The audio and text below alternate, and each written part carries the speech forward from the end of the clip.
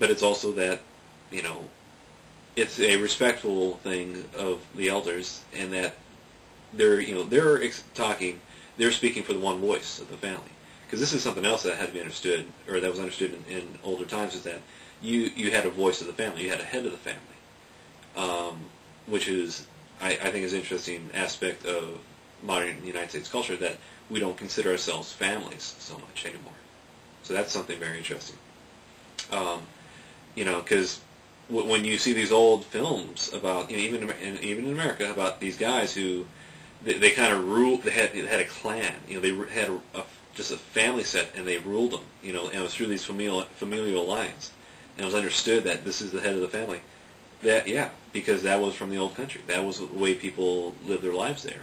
These very strong familial groups.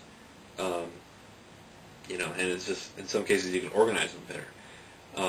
And in a weird way, that's probably why it's a racial stereotype, but even this one guy supported it. This is his historian. He was talking about Italians, and how that, you know, when the poor Italians immigrated, it was kind of wondered, like, well, did they like just spontaneously decide to become mobsters, or did they bring mobsters back from there? And I think what it is that, you know, yeah, well, there were mobsters because they had connections, but it was basically these little local guys establishing their own families. But it's because familial groups they're the most primitive form of organization, and they're the most basic, and also they're most effective. When you read Black Hawk Down, one of the people interviewed was he was a member of the Baha Reed. Well, you know, the author, Mark Bowden, of Black Hawk Down, he interviewed all the guys from Delta Forces and Rangers and this and that who were involved. And he also interviewed a couple people of the Somalis who were there and said, "Oh yeah, we saw it, we witnessed it." And I think he got the interviews of some of the authorities in that militant leaders, that little warlords government. Because that's something else to realize, is that I forget his name, but he basically was ruling the city and doing it through fear and stuff like that. But he had his little government going on. He had a finance minister or a secretary. But they said that it was all organized along familial and tribal lines.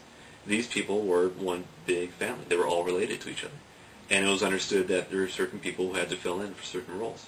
So that's something else to consider. Why did this get off of Wikipedia? Because it's my revolution of ideas. Anyways, that's where I'm posted for. But anyways, so yeah, I'm hoping that you, my fellow man out there, that if you really feel inspired by this, and even if you disagree with what I'm saying, but you think I have the right motivation, spread the word. And, oh gosh, should I do? Well, Rosie O'Donnell, I think, should not be chastised for what she is expressing. If a third of the country is in support of the president, and only 1 out of 4 women on that show is really, really willing to discuss it, and also discuss it in layman's terms. Because the thing to realize and remember is that, people like to talk. People do want to talk about, heady and important stuff. But C-SPAN is a little too highbrow, if you know what I mean. It's a little too thick in language.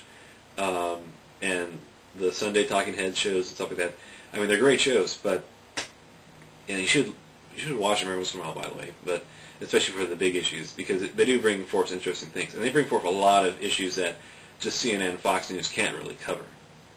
So, because, they're all about, snappiness. But those other programs, they'll devote a whole hour to one issue, one aspect of an issue, too. And it'll be a whole season, too. So that's the thing to realize. And when you get older, that's what's going to happen. You're going to just start watching these programs because you really are going to start thinking, man, But, yeah, what I think, Rosie O'Donnell, yeah, she should be talking about it. And especially on The View, because, like I said, The View is for women's entertainment, because a lot of entertainment is dominated for the male, masculine audience. And there's few intellectual shows that are really by women, for women. And that's a good thing for The View. And I think that Barbara Walters, if anything, should be there talking about it. I mean, Miss Walters, you have a lot of esteem in this country. You know, what you say, what your opinion is carries a lot of weight. And so, so by the way, someone forward this to her as a, video response if you can, or I'll do it.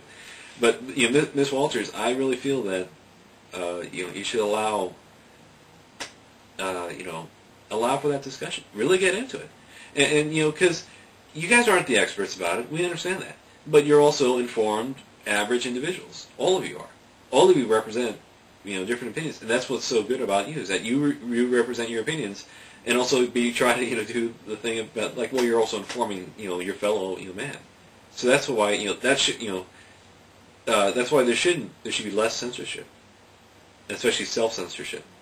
I mean, good to have self-censorship, yes, but at the same time, well, no, express yourself too. Express yourself intelligently, eloquently, and that's what Rosie ODonnell's doing. She's, but you need to just let her calm down and get it all out. That's good. So, and get the audience opinion too. So, get both sides' opinions too. I mean, especially, really, that's the way you should approach it. Fox and Friends, they kind of do it, but I think it's just, I don't know. This kind of my problem with Fox and Friends is that it's more saying the statement to gain an applause, and I don't know. It's just I think they're framing it wrong. They need to change the format somehow, or really the way the host approaches it. Less Geraldo Rivera, more well. What do you think, citizens? What is your opinion, citizen? And so maybe try not to get, or try not to encourage just oh yeah, don't make sure it's not Jerry Springer. Make it more Bill Maher. Just well, you do have a question.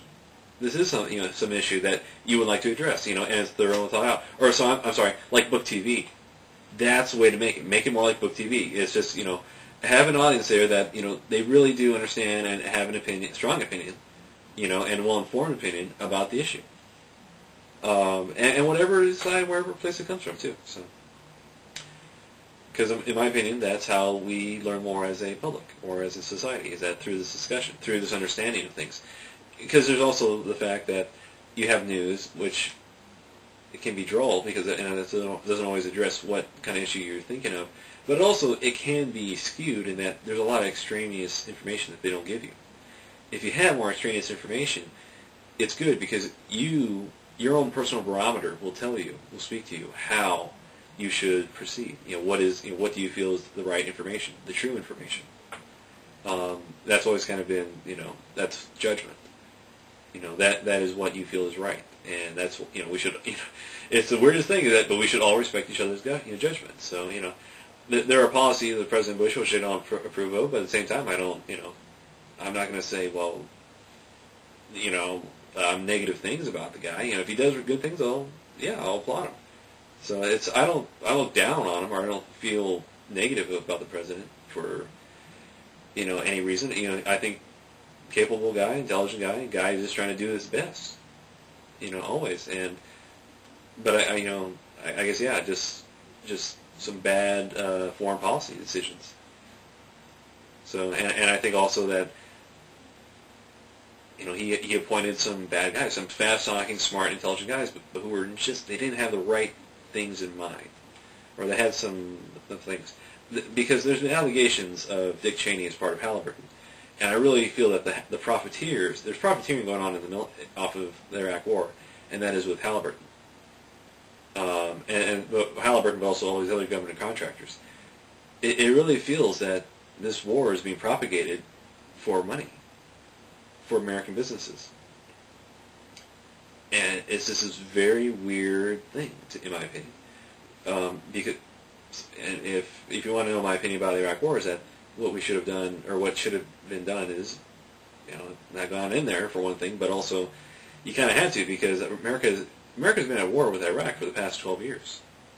These no-fly zones, that's active American jets flying over, almost more than half of the country of Iraq, and bombing. And we've been launching cruise missiles into Iraq and back.